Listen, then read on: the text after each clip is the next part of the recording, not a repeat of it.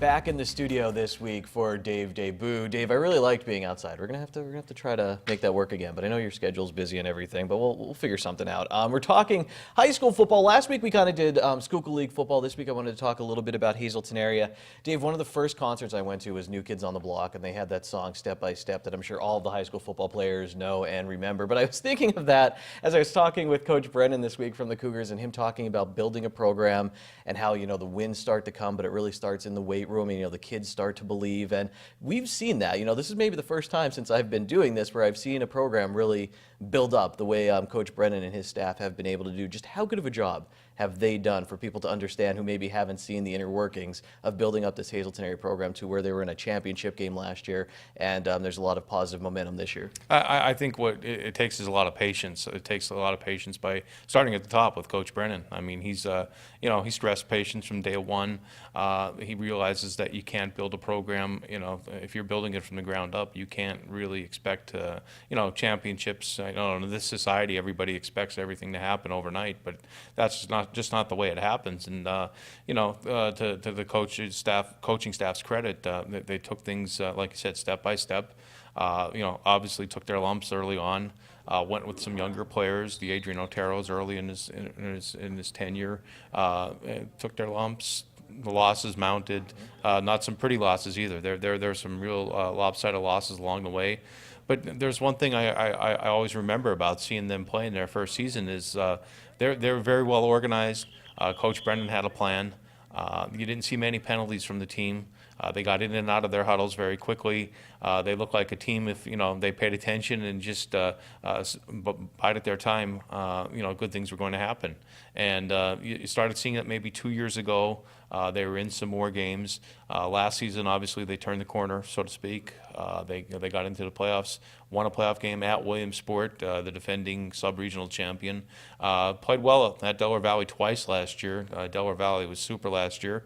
And like you said, you go into this season with riding a lot of momentum, some experienced pieces back of the puzzle, and good things are ahead, that's for sure. Dave, one of those players too they played early was Sparky Wolk, Ryan Sparky Wolk, who started since a freshman back this year. Finally, Dave, with the Cougars, there were some players during those losing seasons who helped lay this groundwork, and you mentioned a few of them who maybe took some of the lumps to help the Cougars get to where they are today. Yeah, no, that was like I remember back to covering when Chad Hoffman was a quarterback, and the team wasn't very good. That was Paul Marenka, who worked really, really hard to bridge the gap between Rocky Patron's great tenure and then what they're building now and then Jim Drumheller, longtime assistant, took the helm there for a while, and he did a fine job too. And you talk other players that Jimmy had. He had Zach Zukowski, who was a hard-nosed running back, and he really gained a lot of yardage with not much around him, and provided a lot of highlights.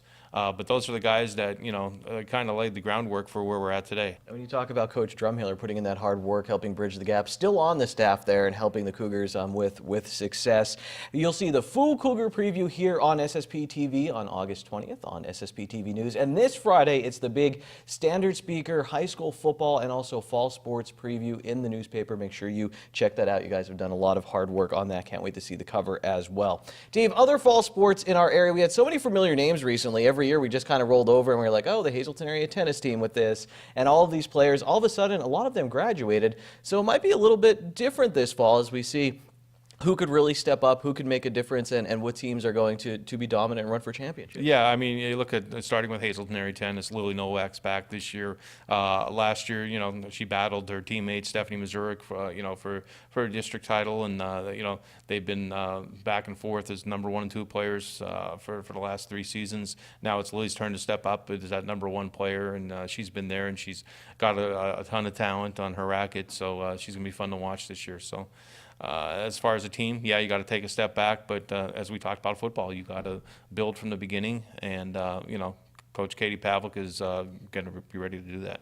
And I think Stephanie Mazurek has a sister on the team as well coming up. And then we have Nicole Caparel at Marion. You had her sister win a state championship last year in cross country. We'll see how the Phillies do. And we mentioned Marion volleyball, Dave, one of those programs year in and year out, always competitive, but they do lose Jasmine Mooney. They also lose Gianna Augusti down there, but they always seem loaded and primed to make a run. And you mentioned Jessica McClellan's back at MMI, very successful golfer. Yeah, then she had a fantastic year, made the state tournament last year, had a fantastic run at districts last year, and I did a feature story on her last year, and what a great personality, and great representative of MMI and the Freeland and the whole area for that matter. And she played well at the state tournament, and I know she'll be eager to get back there this year and even do more this year. Next week, Dave, it's my favorite time of year. You and I will be previewing Penn State football, and John Eric Poli and Ron Marchetti will be previewing the Notre Dame Fighting Irish. So we'll see you then.